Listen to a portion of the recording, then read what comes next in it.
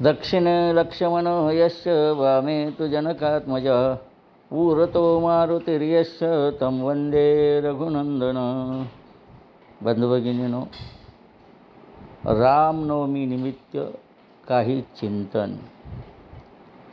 गेले 500 वर्ष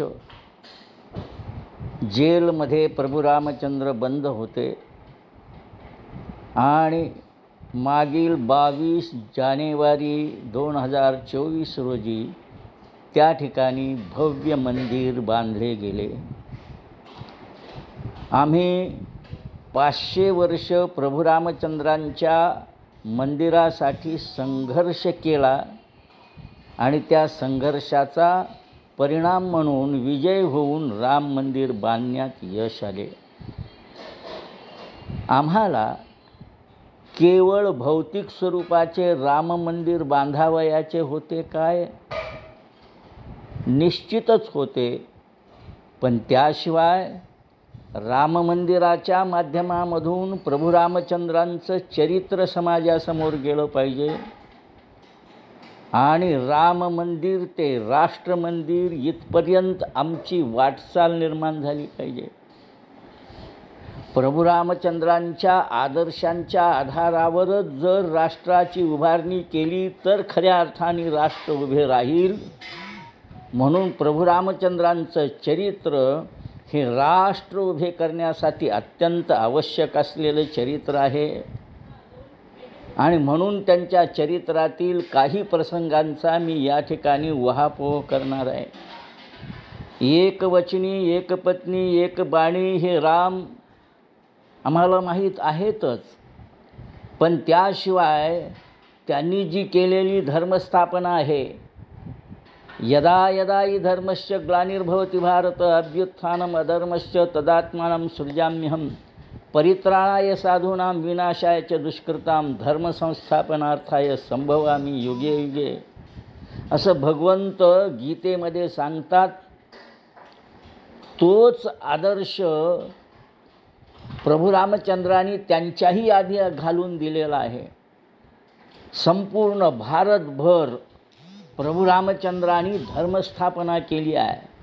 धर्मस्थापना केली आहे म्हणजे काय केली आहे तर धारणा धर्म इत्याहो धर्मो धारयते प्रजा या न्यायाने समाजाच्या धारणा करण्यासाठी केलेल्या नियमाप्रमाणे चालणारं राज्य, अशा प्रकारचं राज्य प्रभू रामचंद्रांनी उत्पन्न केलं.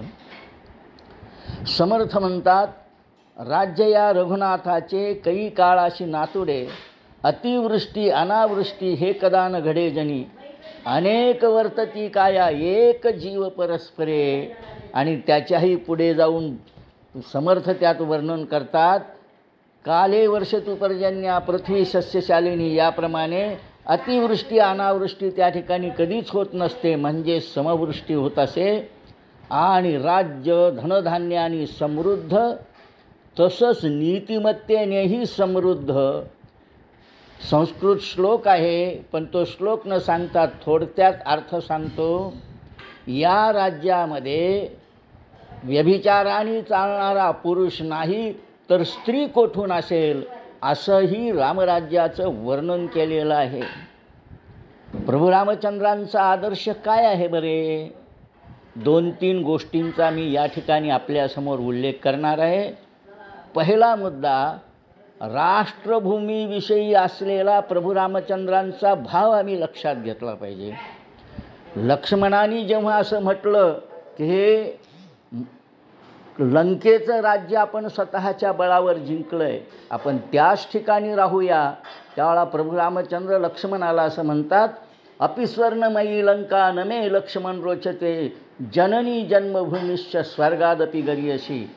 मला ज्या मातेने जन्म दिला ती माझी माता, आणि ज्या मातृभूमीत मी जन्माला आलो ती माझी मातृभूमी मला स्वर्गापेक्षा सुद्धा प्रिय आहे.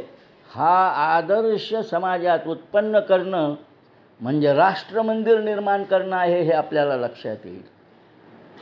प्रभू रामचंद्रांचा स्त्रीविषयक दृष्टिकोन काय आहे तोही आम्ही लक्षात घेतला पाहिजे.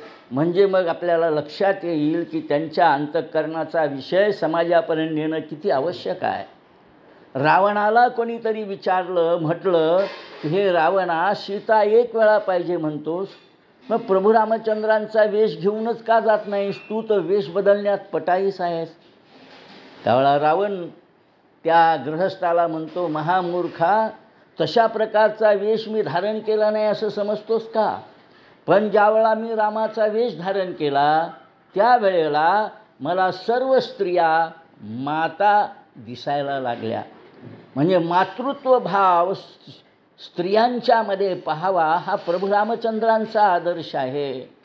आणि म्हणून प्रभू रामचंद्रांचं जीवन समाजातल्या प्रत्येक पैलूचं मार्गदर्शन करणारं आहे. आमच्याकडे एकत्र कुटुंब पद्धती होती आणि त्या कुटुंबामध्ये अनेक भाऊ एकत्र नांदत, ते कसे एकत्र नांदले पाहिजेत याचाही आदर्श प्रभू रामचंद्रांच्या जीवनातून मिळेल. पितृभक्ती, मातृभक्ती आणि बंधुप्रेम याचप्रमाणे शत्रूसुद्धा कसा असावा, तर प्रभू रामचंद्रांसारखा. म्हणजे काय? ज्या वेळेला रावणाचं निधन झालं, तो मरण पावला, त्यावेळेला प्रभू रामचंद्रांनी विभीषणाला अशी आज्ञा दिली की रावणाचा अंत्यविधी एका राजाला शोभेल असा कर. का सांगितलं बरं? मरणांतानी वैरानी. रावणाचं वैर आमचं त्याच्या शरीरात जो दुष्टपणा नांदत होता त्यामुळे होतं. तो दुष्टपणा असलेलं शरीर गेलं. आता आमचा या रावणाशी कुठल्याही प्रकाराने वैरभाव नाही. म्हणजे रावणाचा सुद्धा अंत्यविधी हा इतमामानी करायला सांगणारे प्रभू रामचंद्र. आणि आमच्याच बाजूचा असलेलं पाकिस्तान नावाचा देश, आमचे सैनिक ज्यावेळा मारले जातात आणि त्यांच्या ताब्यात असतात त्यावेळा त्यांची प्रेत छिन्न भिन्न करून, विटंबना करून पाठवलेली आम्ही पाहतो. पण आजही आमचा प्रभू रामचंद्रांचा आदर्श काही प्रमाणात का होईना आमच्यामध्ये आहे.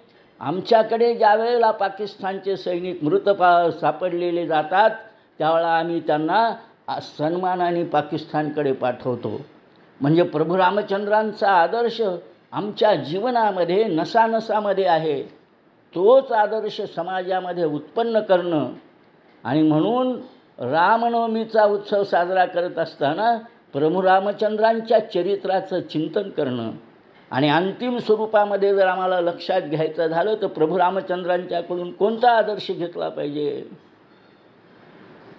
तर मातृभूमी हीच माझी देवता आहे या भावनेने आम्ही भारत मातेची उपासना करू शकलो पाहिजे. आणि म्हणालो पाहिजे, भारत म्हणजे केवळ जमिनीचा तुकडा नव्हे तर तो ज्वलंत राष्ट्रपुरुष आहे. काश्मीर याचे मस्तक, गौरी शंकर याची शिखा, पंजाब बंगाल हे पुष्ठखांदे आणि दिल्ली हे हृदय आहे. विंध्यांचल ही कंबर, नर्मदा नदी हा कंबरपट्टा, पूर्व पश्चिम घाट याच्या जांगा आणि कन्याकुमारी हे चरण आहे. या चरणाचे प्रक्षालन महासागर करीत असतो. मलय पर्वतावली सविनस वारा घालीत असतो. वसंत ऋतू याचा शृंगार आहे. ही भूमी ऋषीमुनींची आहे, रामकृष्णांची आहे, आमची सगळ्यांची आहे. जगू तर या भूमीसाठी, मरू तर या भूमीसाठी. आणि आमच्या मृत्यूनंतर आमच्या राखायला आणि हाडांना कान देऊन ऐकले तर भारत माता की जय, भारत माता की जय हेच शब्द ऐकू येतील. हा भाव प्रभू रामचंद्रांच्या जीवनातून आपण घेतला तर त्यांची जयंती साजरी केली अशा प्रकाराने होईल असं मला वाटतं.